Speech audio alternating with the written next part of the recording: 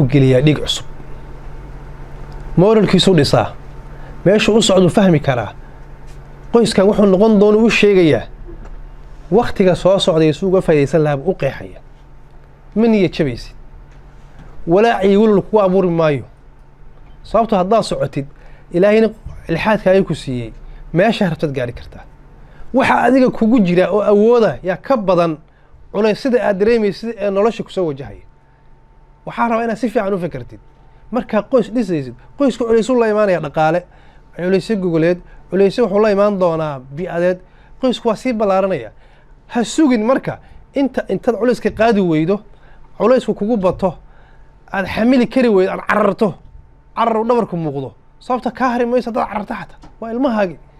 waana waxa maanta qoysaskeenna burburiyey wey waxaan rabaa intaan culaysahaas kugu imaan adigu inaad inta culayska isa saartay fahamtid culaysna kugu soo socdo culayskaasna u diyaar gabaysaa isaga fuudayn lahayd qorshana u samaysatid si aad u gaartid meesha rabto ma indha li'id ma carab li'id ma xasuus li'id ma lixaad li'id walaalku inuu ku ciriiri ku geliya maaha inaad ka walwasho mustaqbalka soo socda maaha waa inaad u diyaar garowdaa waxaad qaban karta waa inaad qabataa si aad u gaadhi meesha u baahan tahay walwalku wuxuu ka mid yahay waxyaabaha qofka u diida ama walaacu inuu wax qabsado hiraalna samaysto qorshana ku dhismo oo ku dhiso hiraalkaas sababtoo ah cabsidu qofka been bay u sheegaysaa way cabsi gelinaysaa wiiki bay ka dhigaysaa awooddiisay la dagaalamaysaa inuusan waxba qaban karin bay gaarsiinaysaa oo quusto laakiin markaad tirahda maya khiyaaligan kama cabsanayo waan awoodaa inaan waxaan qabto waan samayn karaa waan samayn karaa waxay ku gaarsiinaysaa inaad samaysid awoodidna wax aadan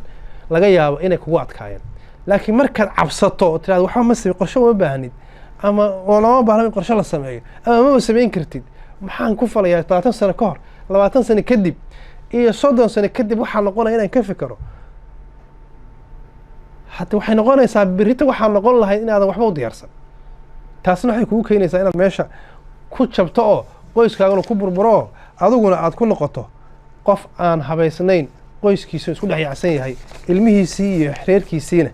ay noqdaan ilmo aan qorshe iyo nidaam lagu korin oo isku buuq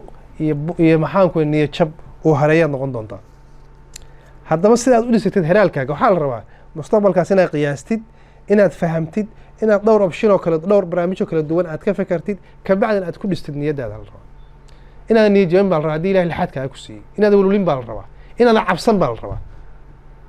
maanta waxay ku soo maray inay si caawa gurigaada la tegin baa adoo niyad jabsan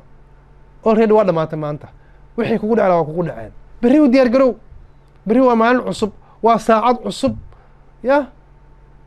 fursadaheeday sidataa fursadaha saa uga faa'iidayn lahayd qoyskaagii iyo adigii ka fakara kana shaqaysta waxay mararka qaad ku walwalka waxyaaba aan macno lahayn yaa waqtiga inoo diida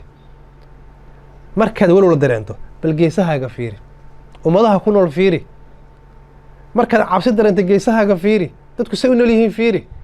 dadka maanta magaca yeeshay say u nool yihiin fiiri waxay taariikhdooda dib u akhri seebay u soo mareen waxaan maxay soo qabteen seebay waqtigaada uga soo gudbeen tala iyo qorshay uga soo gudbeen kumanaanka lixaad kale oo ilaahay lixaad kale tiray ilaahay waa cadaalad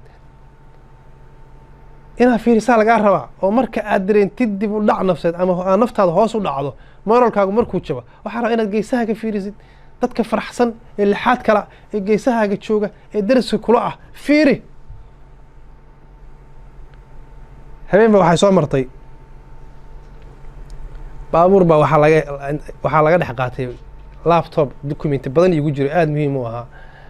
yaan gaarigu dhex tegay markaasaa gaarigii inta si farsamaysan lagu furtay aa laga qaatay aad baan u niyad jaba daata fara badan baa igu jirtay oonan heli karin markii aan gurigii tegay anoo aada u niyad jabsan fahmayna de ina dhacnahayo alaabtii laga dhacay yaa fikro waxaan ku yidhi mayay kuu soo noqonaysa alaabtii maya okay yaa sameeyey waxaan kaa dhumay ilaahay baa kuu sameeyey laakiin adaa samaystay now you can do haddana waa samaysan kartaa hal mar baa nafis dareemo waa ka gudbay problemkii ciladii iyo niyad jabkii maalin dambe yaan haddana goor habeen ama maqribkii anoo gaarigu ii saaran yahay haddana mar kale laptop yaan masaajid cishihii lagu galay markaasaan waxaan ku walaacay inaan la dego oo masaajidka la galo laptopkii iyo inaan uga tago daqiiqado kadib waxaan goostay inaan uga tago masaajidka aanan la gelin gaariga waxaan xiray waa dhaqaaqay markaan masaajidka sii gelayay dib baan soo fiirinay waxaan lahaa war ama masaajidka intaa salaada ku jirto balaayadii soo dabamartaa kaa qaadata anagoo walaacaas qaan masaajidka gala weysada meesha lagu weysaystaan tegay markaan weysadii bilaabay ayaan waxaan arkay nin ag fadhiya oo hal gacan biyaha ku shubanayo hal gacan ku weysaysanaya gacantuu ku weysaysanaya 2 farood keliya ku taalla waa naafo gacanta anigii soo xigtana waa go-anta ninkaasu asagoo 2 ciloodaan ku arkay ayaan wejigiisa fiirshay wejigiisa markaan fiiriyana waa faruuran yahay waa nin faruuran aad u faraxsan yahay wuxuu ku weysaysanayaa 2 farood gacantu waa go-an tahay waa nin haddana maxaan ku muuqaalkiisa wejigu uusan qurux badnayn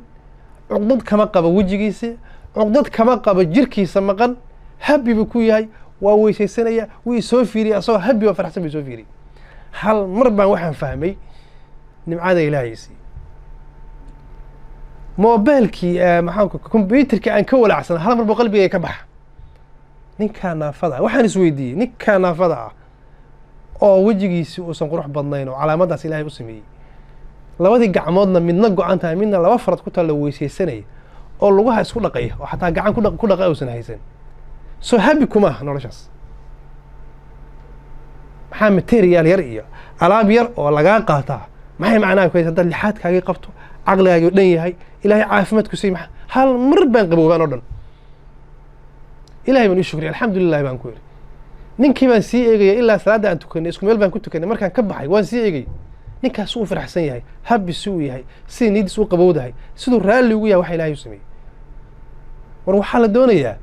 noloshaan markay caqabad yar ku soo martaba xasuuso waxa ilaahay ku siiyo fiican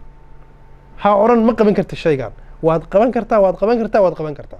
إن شاء الله تعالى 10 كنا ما أنت سنقول هي وعثمان الشيخ أو إذن الله والسلام عليكم ورحمة الله وبركاته.